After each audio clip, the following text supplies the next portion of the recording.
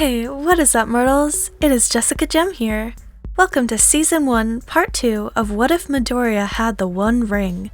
I just wanted to greet you guys by saying, sit back and relax, you're in for a treat. And so, we begin. The days ticked closer to the UA entrance exams. However, if Midoriya was going to accomplish his objective of getting into both support and hero courses, he'd have to arrange certain conditions before attending this exam. All it took was one letter addressed to someone on the inside of UA to raise an eyebrow and make sure it gets to Nezu and whoever else needs to see it. "You'll want to read this before I take it to Nezu." The voice of Recovery Girl spoke up in a serious tone as she pushed an opened letter across a desk in front of a pair of closed eyes inside a yellow sleeping bag. "You'll especially want to read the name at the end." Aizawa got up and looked down at the letter, slightly intrigued as this was one of the rare times Recovery Girl would come to him, not concerning pushing his students too hard or injuring one of them.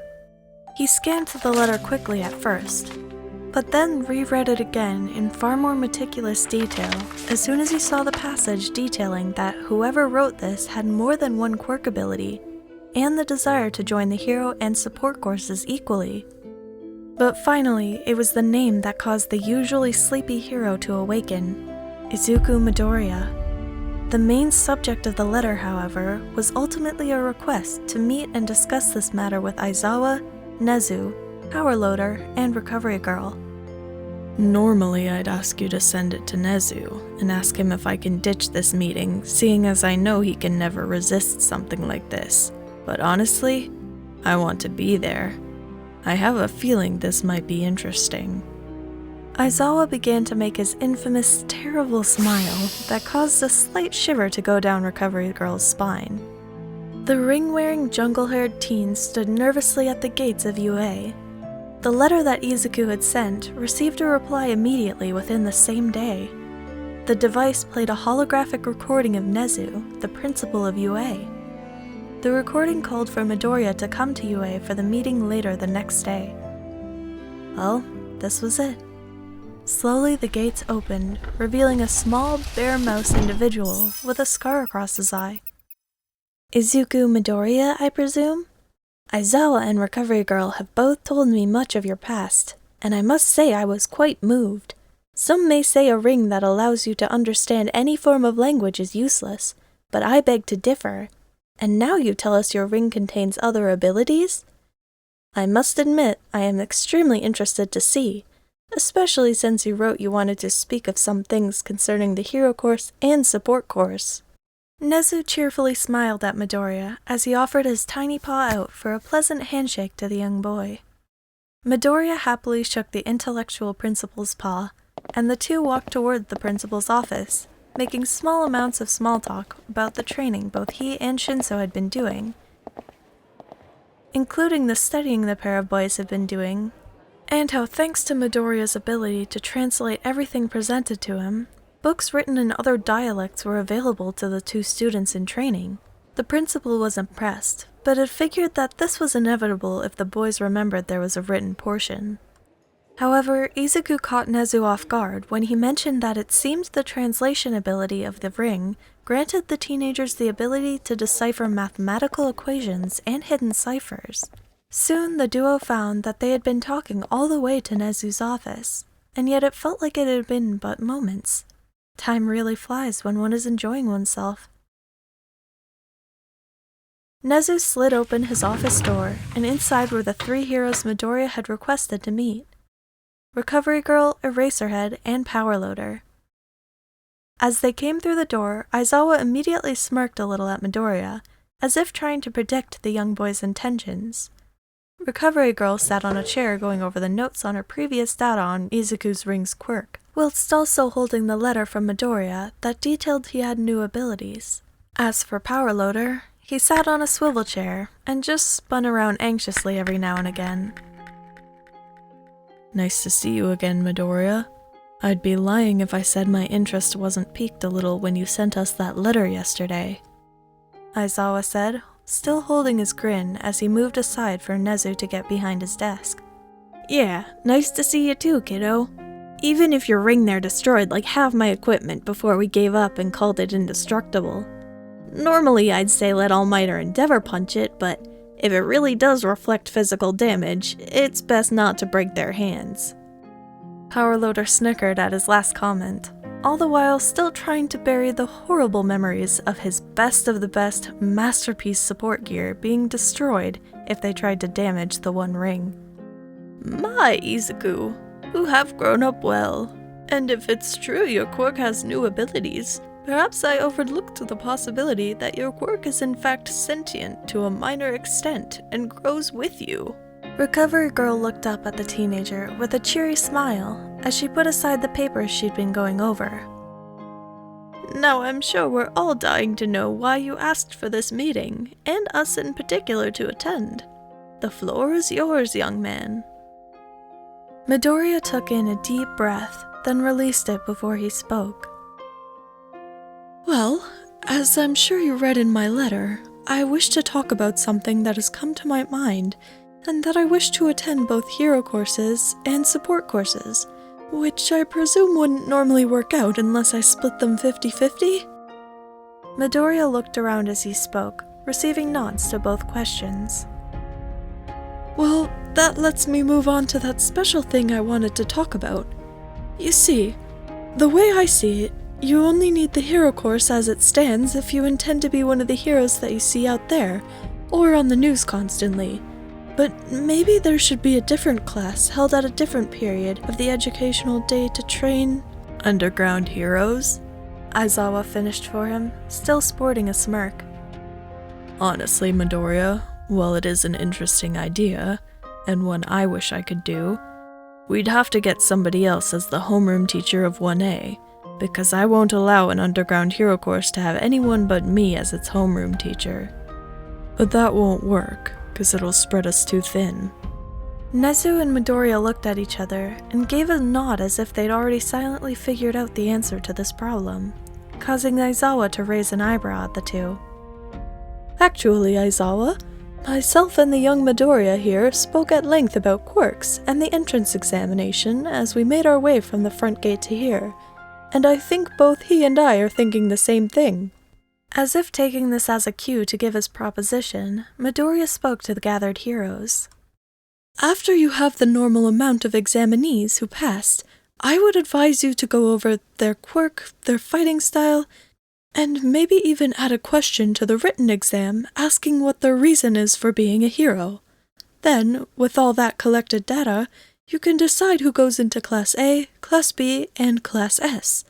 This will thin out the students Mr. Aizawa and Mr. Vladking would have to teach in regular heroics. The heroes began nodding along with the ring wielder's reasoning, as they concluded that, with the less students in regular heroics, not only would Vlad and Aizawa have less work for them, but it'd free both teachers up by a whole teaching period. One Aizawa could use to teach the underground hero class members without changing his schedule too much. Now, this was all well and good, but Powerloader was a little confused as to why he needed to be here. He'd much rather be watching 2.5 quirks. So, kiddo, it seems like you got this new class and course already signed off on, but I didn't need to be a part of any of that, so why am I here? Powerloader scratched at the back of his neck, whilst Izuku gave him a smirk. The teen's golden ring began to glow as Midoriya summoned his hammer in one hand and an anvil made of dark ebony metal. I want to help craft things with the aid of my new creation abilities, but I need proper training, so I thought, where better than the support course? Midoriya banished the items in their usual plume of black smoke. The jungle-haired teen was asked to leave the room for a moment, seeing as the heroes clearly wanted to talk privately, and were all too aware of Midoriya's ability to understand any language or code. When he was called back inside, Midoriya was met with several stern faces. Midoriya, after conferring, we have unanimously agreed to your idea for the underground hero course and class. In addition, you shall be granted admission to the support course. Midoriya looked up at Nezu for a moment, doing a double take. He shall be granted admission? As in, he had already been accepted into UA's support course on the spot? Judging from your expression, yes, you have been accepted. Witnessing your quirk's new ability, both Power Loader and Recovery Girl were fascinated, and wished to see just what your hammer and anvil can forge for the support course. But does this mean you are an official UA student? Technically not. We still want to see what you can do. Aside from summoning a hammer and anvil, you did say something about having already crafted an underground hero suit that you can also summon and banish at will, but you'd like it approved first? Recovery Girl and Power Loader leaned forward in their seats in curiosity at this revelation. Midoriya gave a nod to the principal as he moved to the center of the room and took a calming breath. The wielder of the One Ring knelt down to one knee, which at first confused the heroes, until they began to witness a white robe wrapping itself around the young boy in a cloud of black and gray smoke. Gradually, a pair of light gauntlets made of seemingly leather and steel appeared on the boy's hands. However, Midoriya's golden glowing ring appeared over the leather gloves of the gauntlets. Finally, the boy's face was covered in a finely crafted metal mask. The heroes looked on in awe as Midoriya gave a spin to show off the robes, and small well-placed pieces of armor to protect its wearer. Power Loader looked over toward Nezu with a nod, giving approval for this hero suit without words. Aizawa spent slightly more time looking over the armored robes before grunting an affirmation also. As Izuku banished his armored robes back into his ring, he turned to see Nezu signing off on the approval form. Well, young man, I shall be honest. That was a very impressive display of quirk and hero suit. Underground hero suit. I believe the standard entrance exam is beneath your ability, and I'm sure everyone here agrees. Thus, I personally would like to extend to you a spot in the recommended examinations.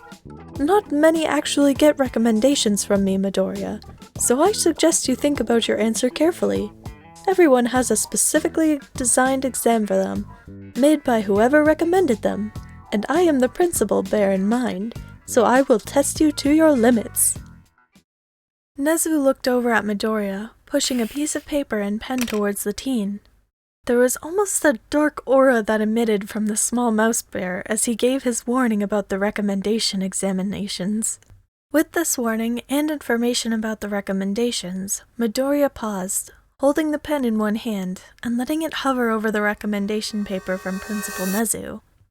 The green-haired teen could see in his peripherals the slightly worried expression worn by Recovery Girl, but then he noticed a look of belief and trust focused on the boy from Shota Aizawa.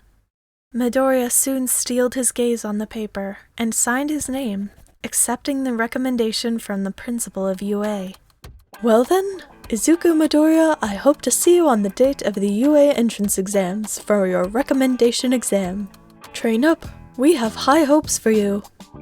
The small mouse bear extended his paw out again and shook Midoriya's hand, only to hear a slight chuckle in return. I will be sure to go beyond your expectations then. After all, plus ultra. Izuku laughed as he turned and waved upon leaving the door, and departed the UA grounds. Soon enough, Nezu began laughing himself as he looked at the signed paper, nodding along. Izuku Midoriya sat bored in the last class of Aldara Junior High.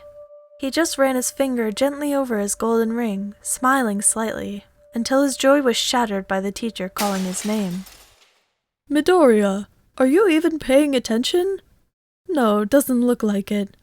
How about you prove me wrong, though, and tell the class what I was just going over? Please, we're dying to hear your answer, Midoriya. I'm sure it will be just as fascinating as that silly little ring quirk you have. This comment caused some kind of switch to be flipped within the normally kind green-haired teenager's head, as the young boy stood up and looked with a vicious glint in his eyes, which even sent a shiver down Bakugo Katsuki's spine. Best not to pick on Deku today, the explosive teen internally concluded. Well, we're waiting. Come up front and tell the class what we were all going over whilst you ignored us all for your quirk. Midoriya approached the front of the class and turned to look at the teacher, as if the desire to be a hero was severely being outweighed by the desire to crush the teacher by beating his head in with the forging hammer he could summon. Well then, sir, to answer your question, we were discussing a subject I've already read up on, but I suppose I will go into it anyway if it makes you feel better, that your pointless job is teaching teenagers who do not respect you in any way, because all of their quirks are better than yours, even mine. Anyway, we were discussing the beliefs of an individual known as Destro, who had a mass following of people who agreed with his philosophy and believed that anyone should be free to use their quirks whenever and however they please, as quirks are technically the next step in human evolution, in his eyes. Pretty sure that covers it. Leaving the man speechless, and the class either in the same way, or snickering at how the boy who's usually so quiet and shy just roasted their teacher, Izuku Midoriya returned to his seat. Yes, that is correct. The Destro philosophy and ideals. Not the statement about myself. Consider yourself lucky I won't hand out detentions today because I want to go home too. Now, I need to grab some papers and then go through them so we can all go home. Behave until I return. The teacher grumbled as he stormed out of his classroom after being talked to like that by Izuku Midoriya of all students. If that boy wasn't one of the star pupils of Aldara Junior High, that brat'd have detention regardless of it being the last day. The moment the classroom door had shut, the entire class exploded into laughter, each talking amongst themselves about how Deku just gave their teacher a telling whilst breaking the man down. Slowly, Bakugo turned around and tapped Deku's desk. Alright, Midoriya. First, I hardly see you, and the same can be said for those extras who follow me around like I'm their mob boss or something. Then I noticed your body. Your training. A uniform can only hide muscles for so long. Next up, you seem more confident. Then lastly, you seem to grow a pair and do something like that. Either you've made some serious changes to yourself, or you're somebody who replaced Deku. Bakugo turned around, looking at his former childhood friend who wielded some kind of ring quirk that seemingly did nothing of use. Midoriya looked up from a small sketchbook where he was writing in some strange dialect the blonde couldn't understand. Beneath them were sketches of what looked like rings, similar to Midoriya's one ring, as he sometimes called it. Why not both, Bakugo? Izuku smirked, as the teacher came back into the room, silencing everyone, with a stack of papers that he began reading through, detailing where each student had been accepted for their future high schools. Let's see. Well, no surprise, Katsuki Bakugo, you've been basically accepted everywhere you wanted, especially your primary target, UA. Now, Izuku Midoriya. What? Surely this is a joke! A UA recommendation from Principal Nezu? Izuku Midoriya, is this some kind of sick joke? Fabricating a UA recommendation would land you in enough trouble, but a hero like Nezu also. The punishment will be beyond. The teacher's loud shouting was cut off as his classroom door slammed open, and a bind from a tired-looking man with baggy eyes and shaggy black hair covered and muted the bellowing teacher. You're far too loud. That recommendation came from Nezu himself. I watched that boy shake the devil in a cute mouse bear's skin, so it's all too real. Now I will be taking Izuku Midoriya off your hands. I also suggest you be far more respectful towards your students' quirks, especially if you want me to keep my mouth shut about what I heard you saying earlier to the principal here and having her fire you on the spot. The teacher began nodding at a hasty speed as he gave muffled noises of agreement and obedience to Aizawa's demands. Midoriya stood up, taking his sketchbook with him along with his bag, and left the room with Aizawa as the underground hero unwound his capture scarf from the teacher's mouth. The duo of Aizawa and Midoriya walked in deafening silence, and yet it was an understanding silence. Both knew where they were going, both knew for how long this was going to take, and both knew 3 individuals would be joining them. 2 by Nezu's request, and 1 by Izuku's. As for heroes, Recovery Girl asked that she be close by to monitor the goings-on.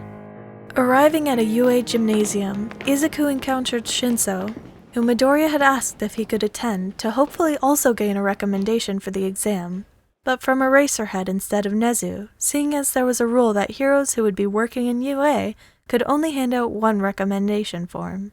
The other two introduced themselves as Setsuna Tokage and Juzo Hananuki. Alright, Midoriya, Tokage, Hananuki. You three already have recommendations. Therefore, I would like you to take your training schedules from Recovery Girl over there. Stick to them religiously, as they have been designed to help you with your tailored exams. Shinso, I've been told good things about your quirk, and that Midoriya has been training you up physically, but I'm going to take over your training now. If you don't impress me by month's end, you'll be taking the standard entrance examination with the rest of the legions of possible students. Aizawa smirked whilst turning to Shinso to begin his training. Little to say, the weeks of training were grueling, and Aizawa wasn't a liar.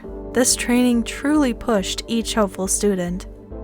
Hananuki utilized his softening quirk in a multitude of ways to create traps, and was taught how to use it effectively in defensive ways if a tactical retreat was ever called upon.